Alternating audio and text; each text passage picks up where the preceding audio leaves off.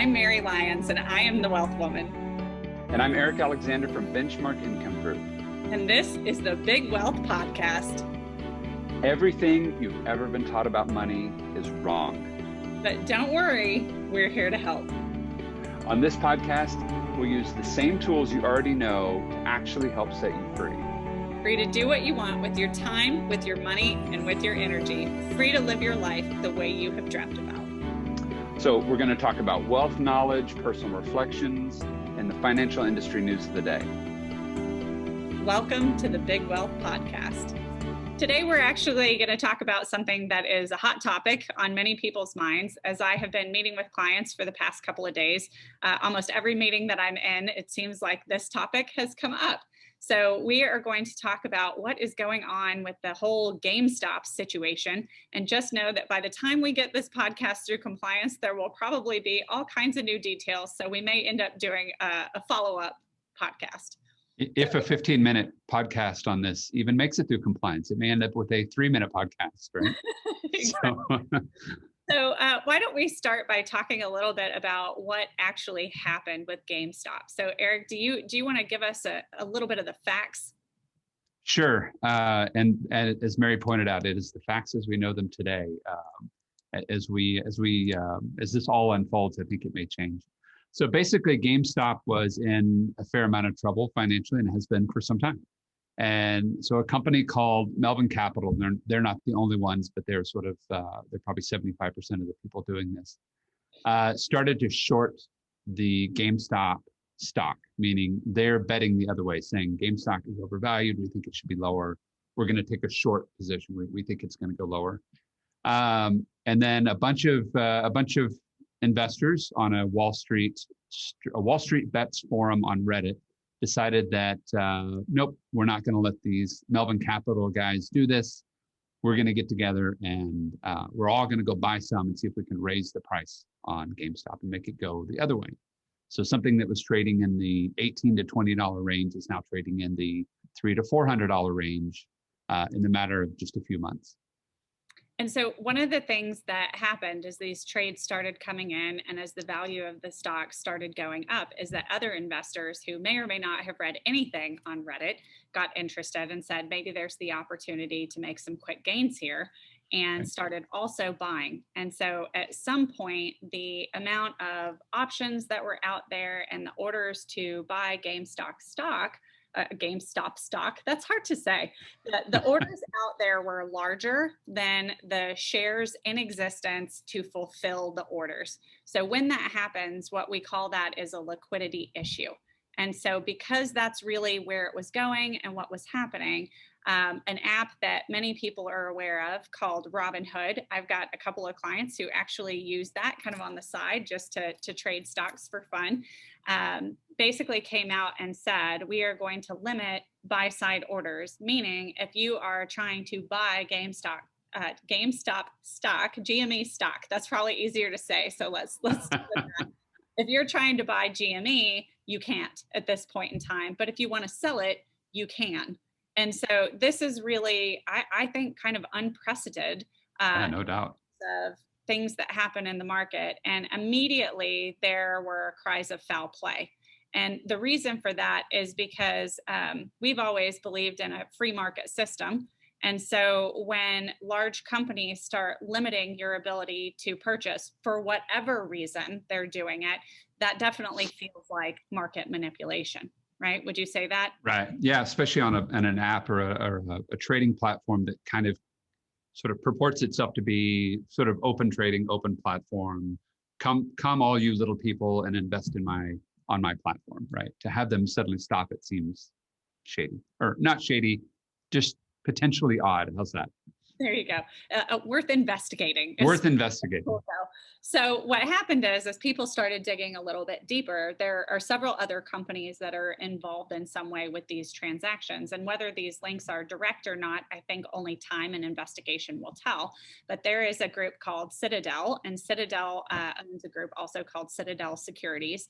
and they implement the trades. So what happens when you place a trade on Robinhood is that that order has to be fulfilled. And what Citadel does is they take the other side of that transaction and they will buy and sell, and they get to make the spread, which is why the trades are free. So what's interesting about that is that I think it's about 39 billion of revenue. And don't quote me on that. I may be off on that, actually is generated through that process. And so Citadel has transparency into orders that are coming in prior to fulfilling the trades. So that in and of itself is kind of interesting, but here's where it gets more interesting. Citadel is a huge investor in Melvin Capital. And Melvin Capital happens to be the hedge fund with the largest short position, or previously the largest short position in GameStop. And so the question from consumers is there collusion here? And there are allegations that all of these things are linked together. And that is a big part of the reason that you see some of the uproar. I think in addition to that, when you really look at what's happening, it's the little guy versus Wall Street.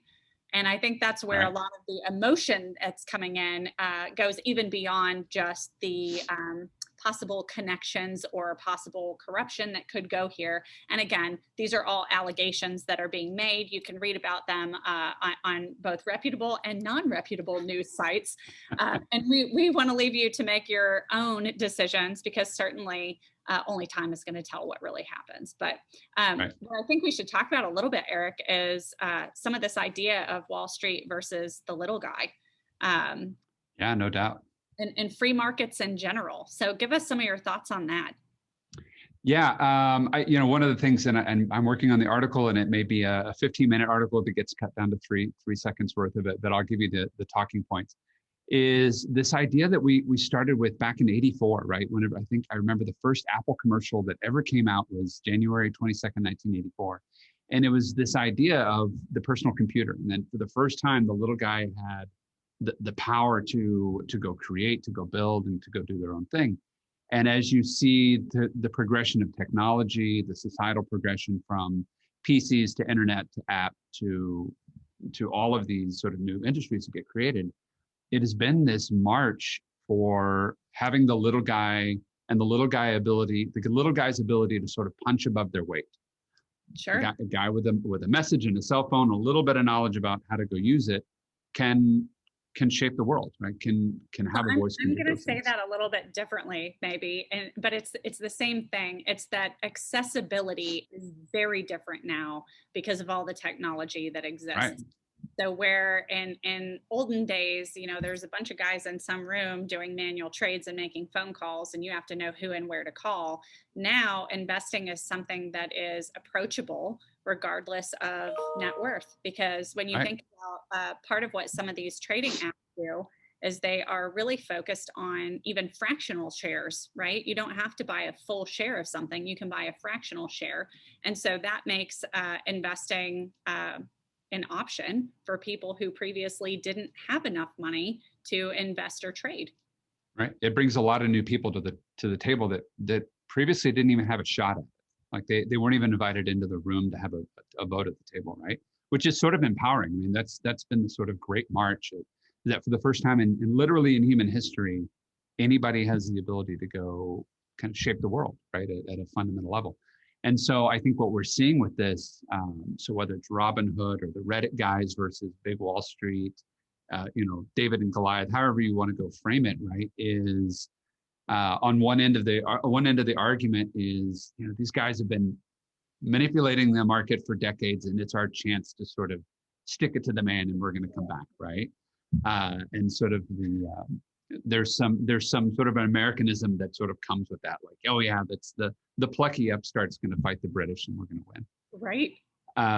But then you have the other end of it saying, hey, look, you guys don't know what you're doing. We serve a purpose. Short selling is a huge component of how we set the price in the market.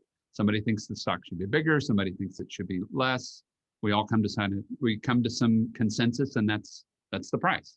And so these guys are doing a disservice to the market as a whole. If you play the other end of this, that they're over evaluating a stock, that there's no reason the GameStop should be, or GME. Boy, we're going to screw that up over time. There's no reason GME should be $400 a share, right? That's it's way beyond what it should be from a market cap. So on one end, it could be seen as sort of Robin Hood, in the other way of it, right? Sort of the little man sticking it to the big man. But on the other end of it is they're manipulating markets in a bad way. They're overinflating the market that shouldn't be that way. GME should not be $400. So I think what's going to be really interesting over the next couple of weeks is that this is going to play out one way or another. No doubt. Where this particular incident may be over within the next couple of weeks. And who knows, from a litigation standpoint, it'll take much longer than that to get true resolution. Right. But what I think is going to happen is this is going to create some radical change and at least initiate some conversations that could change potentially the regulatory environment for Right. how trades are placed and implemented. And I think that's going to be the thing that, at least from our perspective, sitting on this side of the table as advisors, that will be interesting to see.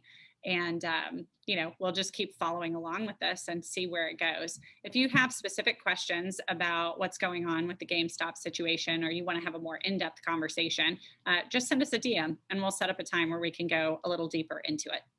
Yeah, absolutely. Is there anything else you want to add on that topic? I think the whole point of this was just to give a short and sweet synopsis of what's going on. And maybe touch on a slightly broader.